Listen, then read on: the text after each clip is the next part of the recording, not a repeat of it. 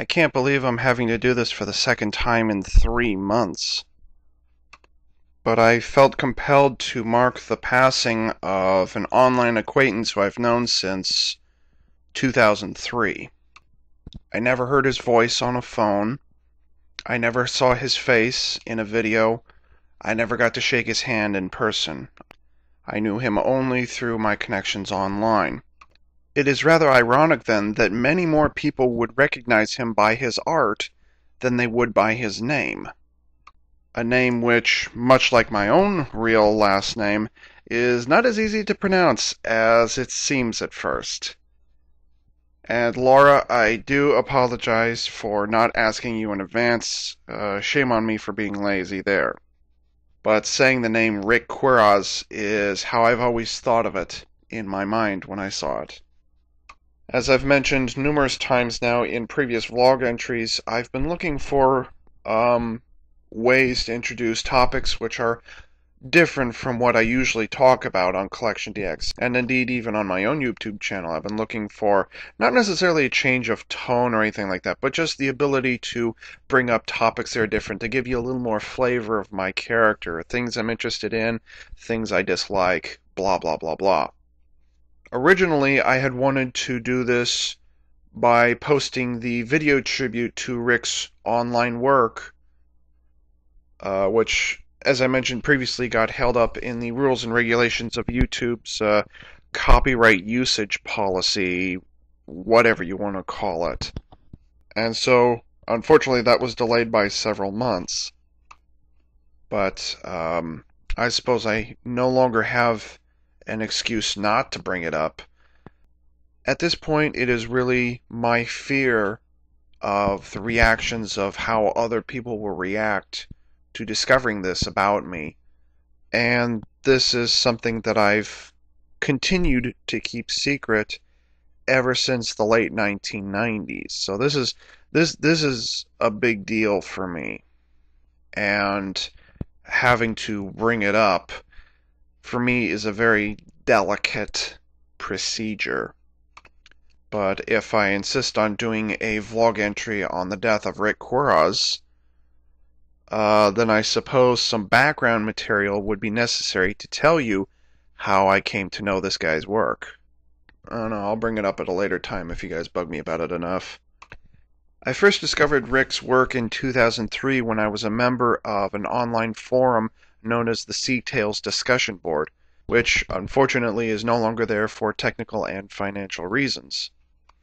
And I can't quite remember anymore how it is I discovered it. I think it was either a case of somebody pointed out an artist and then I just kind of looked at some other stuff and just happened to run across Ric's work, or that the other person said that, hey, there's this guy named Ric and he's doing all this cool stuff, check out his stuff. I can't remember which way it went, but I was definitely hooked shortly thereafter.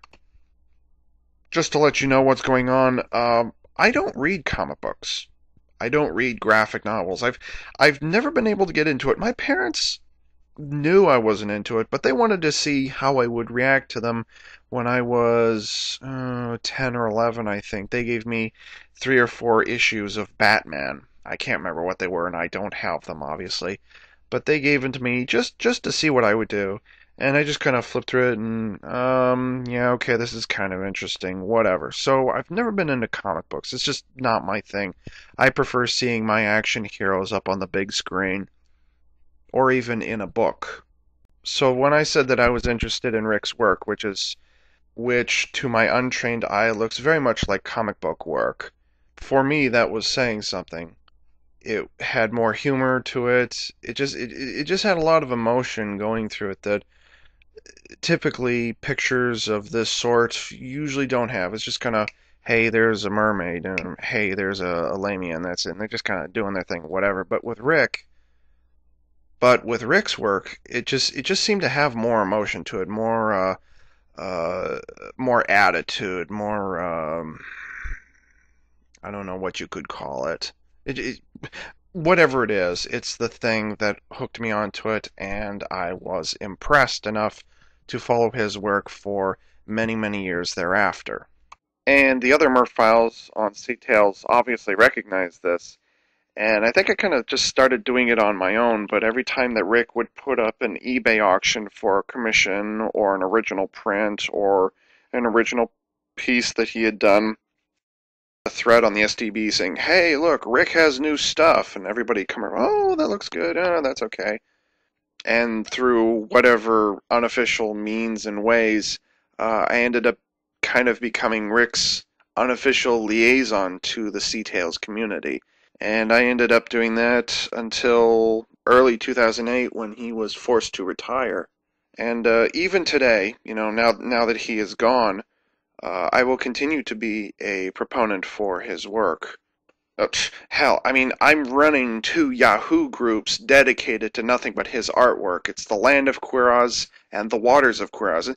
I can tell, though, that I'm not very good at being a website administrator because they're basically ghost towns. I treat them more as kind of picture galleries than I do as an actual kind of community group. There's little or no activity in them. I know that's not a very good thing to say about them. But me and Laura are the administrators of it, and we've tried to get other people to submit pictures, which I have not been able to find, because I put a lot of Rick's work from eBay and from Rick Illustrations in there. I've been trying to encourage other people to go in there. Hey, if you guys have pictures that aren't in here, please post them. Of course, I've been saying that for the better part of 4 years, and nothing's been happening. Oh well. But anyways, I reminded Laura recently, who, by the way, Laura is his wife. She was kind of his business manager for Rick Illustrations. She ran the website. She kind of did all his business arrangement things like that, which would free him up to do just the drawing. And once in a while, for his drawings, she would add. He would do color pictures, obviously, but once in a while she added some colors of her own choice to the pictures as well. So she was also contributing to the art in a couple different places. I don't remember all the ones that she changed, but anyways, it's actually through her that I communicated with Rick the entire time. When I said that I've never spoken with him, I really meant that. I don't think there was a single time ever where Rick was typing a message directly to me, as opposed to him saying it to Laura and then her dictating it to me. I don't know which way it went, as far as I'm aware. I've always been talking to her, so I've gotten to know her. It's kind of ironic. I've kind of gotten to know her better than I did her husband, which is weird, but eh. I remember that a number of times over the years, Rick and Laura would come over the SDB and they would ask around, are there any pictures? They're looking to see what their customers are interested in. And one of the things they said was, would you guys like us to see Rick draw anything in particular? Is there a particular character you like seeing? Is there a particular scene that we haven't done? It was just a really nice way of interacting with the customers, of which there were many on the SDB and elsewhere, of course. And I can't quite remember how it came to this, but I said, why don't you do a scenario involving Joyfin, who was his regular mermaid gal? Why don't you do a scenario involving her and the classic sea monster known as the Kraken?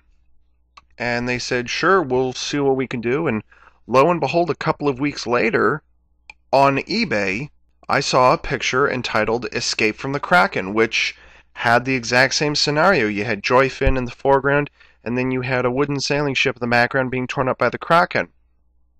I remember writing to Rick, and I'm paraphrasing here. You do know that the Kraken used to be a giant squid, right? And he wrote back 2 words, artistic license. Okay, yeah, that's fine. Okay, whatever you like. It looks awesome, looks great, looks fantastic. So every time you look at his picture, Escape from the Kraken, know that that was a suggestion by Ava Unit 4A. And yes, it did eventually sell on eBay.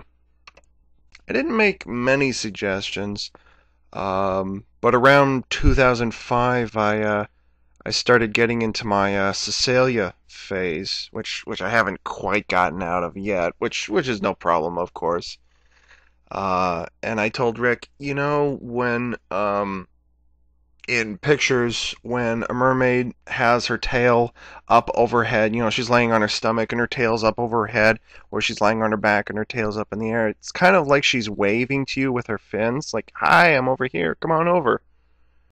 I said, wouldn't it be kind of cool to have a Cecilia doing that, whereas she's, leaning back or whatever, and she's not using a hand to beckon you over, but rather she's using one of her tentacles to beckon you over. Sure enough, there was another picture, and it was called "Come Over Here." He put that one up on eBay, and it didn't sell. I was like, wow, it didn't sell. I guess the world just isn't ready for Cecilia yet. And after it didn't sell, I was like, oh, darn, that's unfortunate. Maybe you can try selling it again. And at that point, I had become quite familiar with Rick and Laura's work, and I'd interacted with them quite a bit. And I got a private message from Laura saying, "Can you give us your mailing address?" I said, "What for?" And they said, for all the nice things you've done us, for all the promotion that you've done for us, we're going to give you the picture of that Cecilia that you suggested." Of course, I said, "Laura, I don't have the money to pay for this." She said, "No, no, no. This is a gift. This is a thank you for your hard work." Oh, well, sure, yeah, why not? And so here is the original drawing of "Come Over Here." I've had this in storage ever since I got it, but everybody else can gawk at the digital version because I have the original version.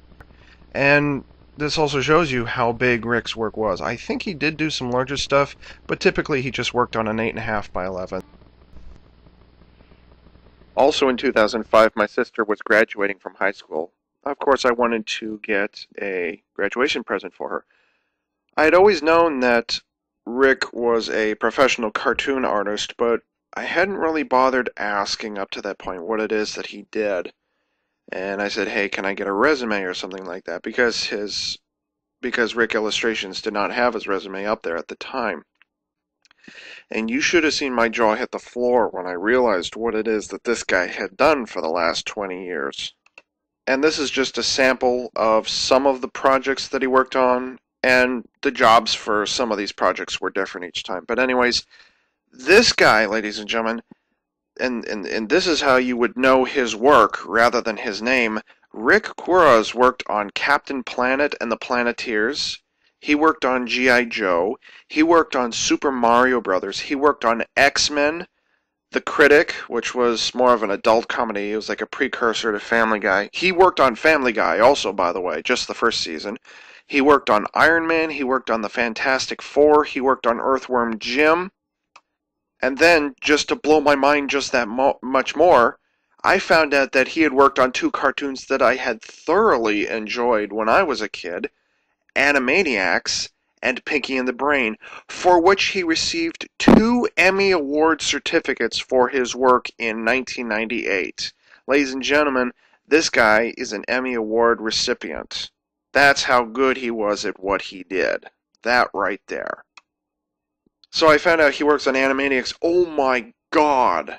Animaniacs is win all the way. It is one of the most awesome things I ever saw when I was a kid. It is still funny as hell. And there was one scene that my sister, who's a little bit of a tomboy, had latched onto when she watched Animaniacs with me. And it was one of their little asides, whatever it is. If you know about the Warner Brothers Yakko and Wacko and the Warner sister Dot, there's a segment that Wacko did where he belched the Blue Danube. The whole thing. Da, da, da, da, he does that kind of thing. And my sister, like I said, who was a little bit of a tomboy at the time, loved that sequence and tried to recreate it every chance she got. And so here it is, I find out, holy shit, I know a guy who used to work on the show and he knows how to draw these characters. Kind of. Actually, he did prop design and layout for the shows, but I digress.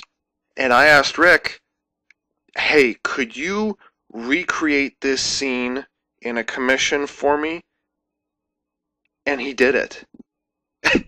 He actually did a commission. He sent me, well, here it is. I'll show you.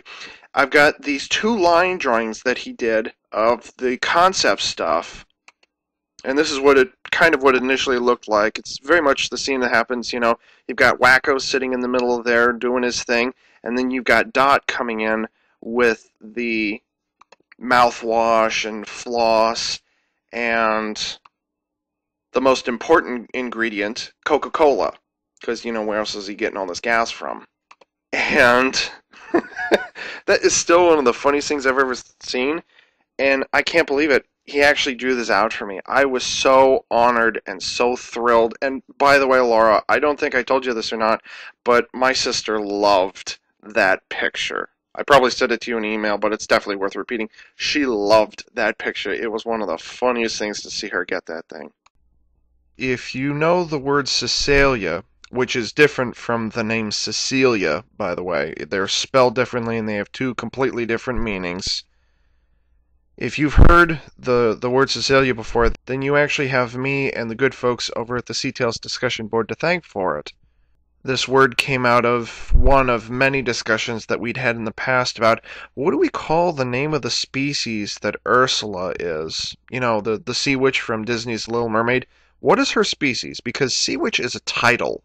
It's not a proper noun. It's a title. It's a description.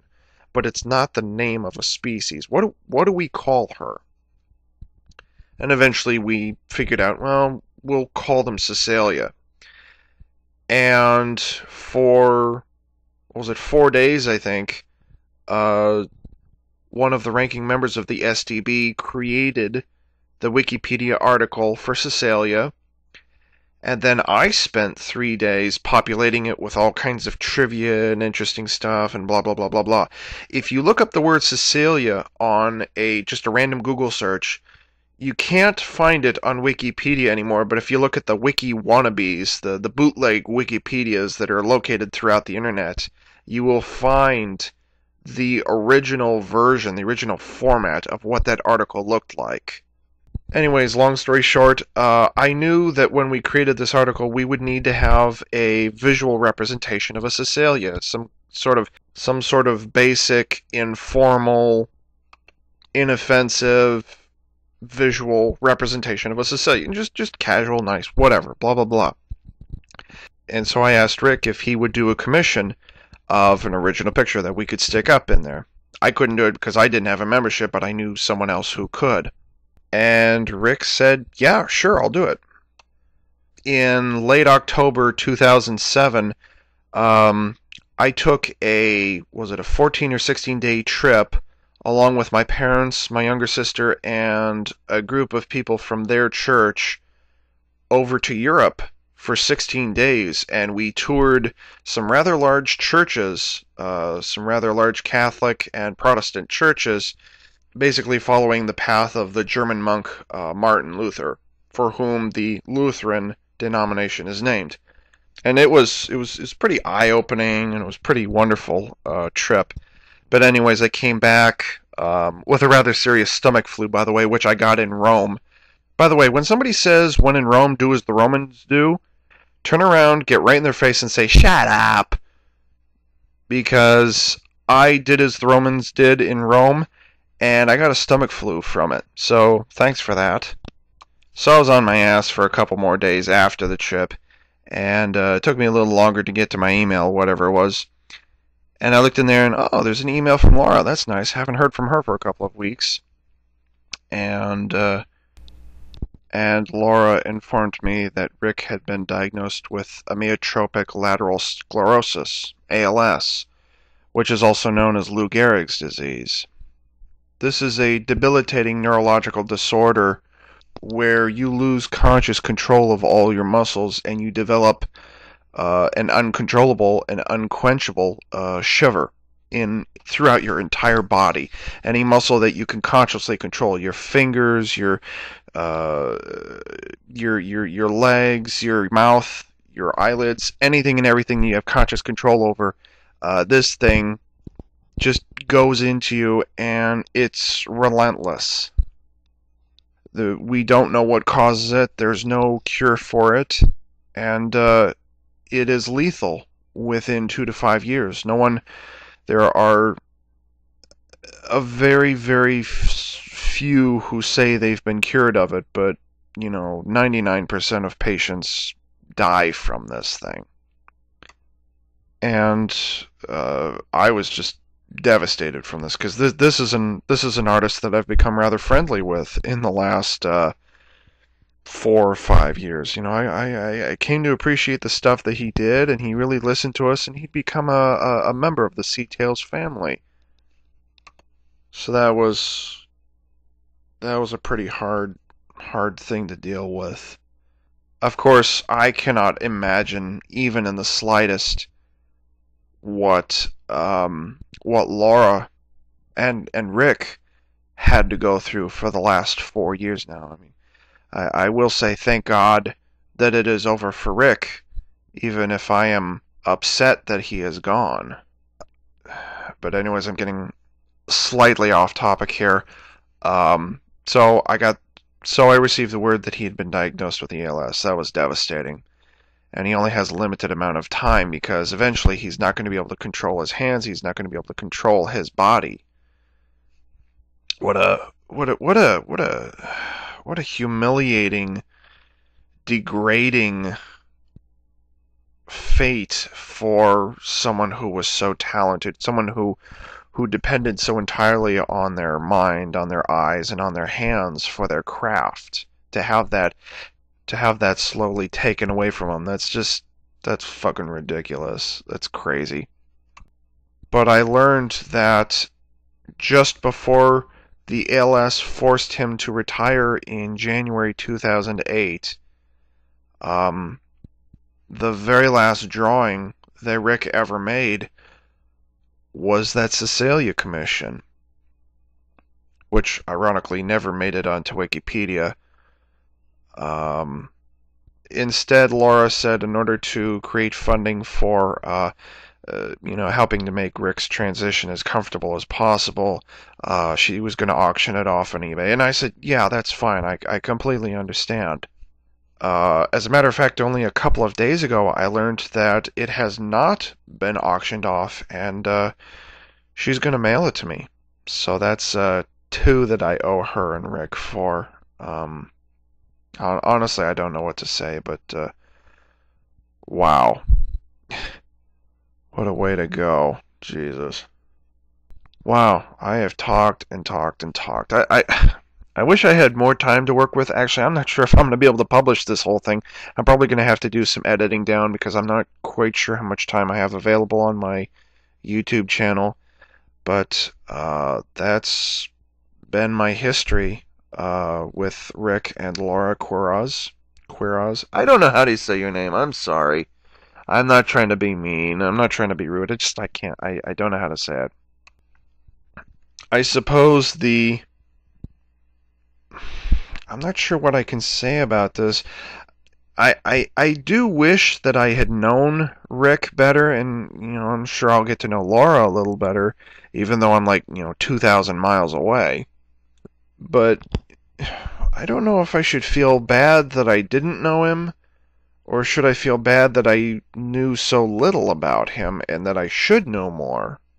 I'm kind of conflicted on that, and honestly, I don't know what I can say about it. I will say that the way I reacted to Rick and his condition was very different to how I reacted to the sudden, obviously sudden and unexpected death of Dan and Nadia Weber, Shogun Dan, Shogun Nadia, who was Collection DX's co-creator and chief financial officer, who died, who both died quite suddenly on was the last day of October 2010. So this was I don't know. So this has been a long, drawn-out process, and I have nothing but support and encouragement for Laura in her trying to get over this life-draining ordeal, not just for her, but all the pain and suffering that she had to help Rick through in his final years and final days. Unfortunately, I don't have the words to describe what I should be feeling and what I should be offering Laura in this difficult time. I suppose all I can say in closing is that I am grateful, though, that I knew the little bit that I knew of Rick, and certainly the artwork that he produced, not just in the 4 or 5 years that I knew of him, but in the 20 plus years that he worked to entertain millions of American children on Saturday mornings. I mean, we still talk about, to this day, I still hear people talking about Captain Planet, G.I. Joe. I even heard about Earthworm Jim a couple of months ago. Crazy. But I wanted to share my feelings and my experience with a man who I never met, and but who I had a great deal of respect for, and I truly hope that he is in a better place, and I wish the best for Rick's family and for Laura's family as well, because I'm sure they've been having to keep both of them buoyed during this very, very tumultuous time. And that's I think that's all I can say about that matter. Please rest in peace, Rick. On another matter, and in closing here, to the Unknown 59, aka Bone Society X, the topic that you brought up a couple of days ago, I will try and bring that up in my next vlog, just in case you're wondering. And with that, this is AV Unit 4A saying thanks for tuning in.